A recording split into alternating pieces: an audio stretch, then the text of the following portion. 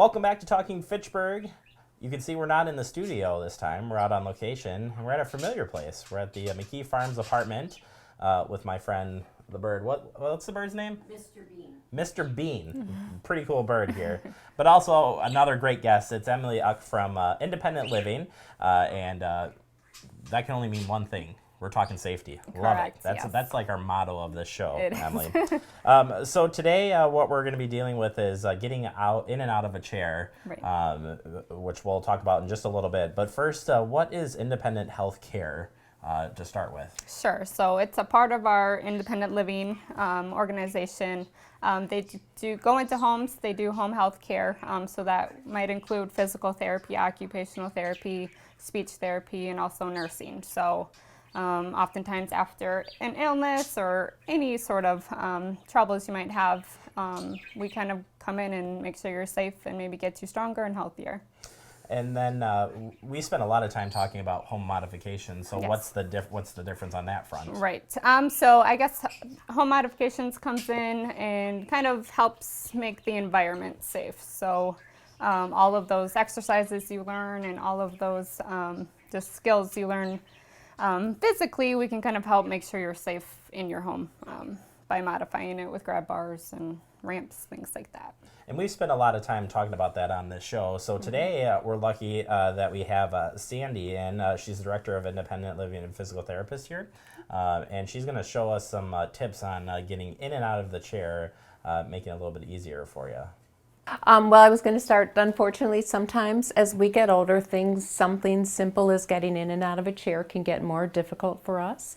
And sometimes getting into the chair, we have that embarrassing plop, and I'm going to show you a couple strategies maybe to help that. And we want you to find a nice way to get in and out of the chair safely and gracefully. So I'm going to come over here, and the first thing you want to do is you want to scoot forward in the chair. We want to get your bottom so you're a little closer to the edge. That gets your weight over more forward and makes it easier for you to lift. The next thing I would want Emily to do is to have her legs hip width apart.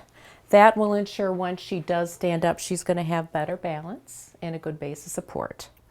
So what I'd like to think about is getting your nose over your toes. So I'm going to have you bend your legs and bend your knees even a little bit more.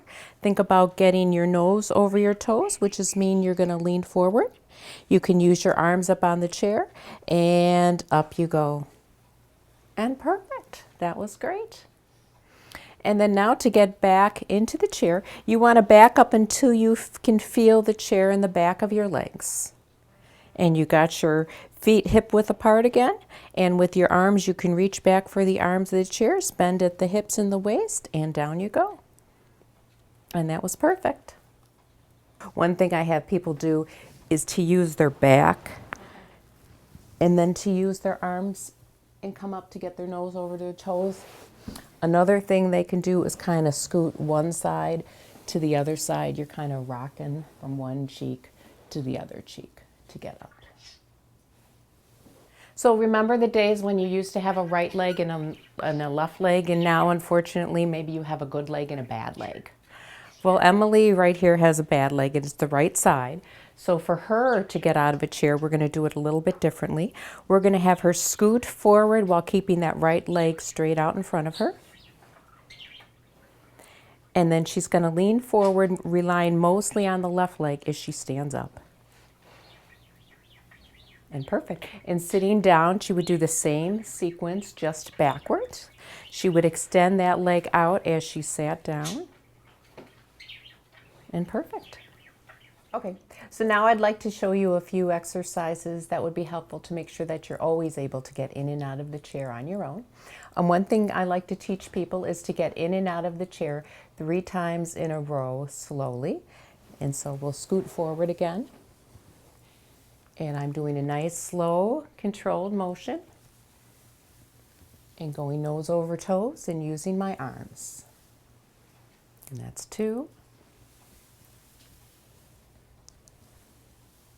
And that's 3. And I recommend people do that a couple times a day, usually just after you've been doing something and are ready to sit down in your chair for a few minutes. Another exercise that I have people do is if you scoot forward in the chair, we can do what I call is a partial sit-up. You can use your arms if you need to. So I'm scooted forward, I'm gonna slowly lean back, and then I'm gonna come up using my stomach muscles, and I'm gonna do that 5 to 10 times. And if that's not challenging enough for you, you can put your arms across your chest and then really just rely on your stomach muscles to do the motion. All right, the last exercise I'm going to demonstrate is what we call the bridge. So you're going to be laying on your bed and you got your knees bent up and you're going to lift up your bottom like someone was going to slide something underneath you and lower it down slowly. And this could be done about 5 times. And that exercise works all the muscles on the back of your legs. All right, Emily, there's also part of this, you can do other things to the chair to make it easier, not just on the physical side, but what are some modifications that you could do to the chair? Sure. Our carpenter is great at building chair risers or couch risers if your chair is just too low and it's not going to get any easier. So we can definitely do that. Even putting a cushion in is a simpler solution, maybe if you just need an inch or two.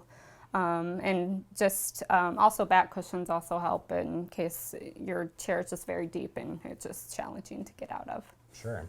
Well, I want to thank Sandy. I want to thank Emily. Emily, if people want to get in contact with you for more information on the services, how can they do so? Sure. We do have a website, independentlivinginc.org. All of our services are on there, so that's a great way. Otherwise, give us a call at 274-7900, and any of us will assist you. So perfect. Again, thanking Emily and Sandy and the nice resident who let us into the apartment. Yet again, we appreciate that. We'll take a very quick break. We'll be right back. It is Talking Fitchburg.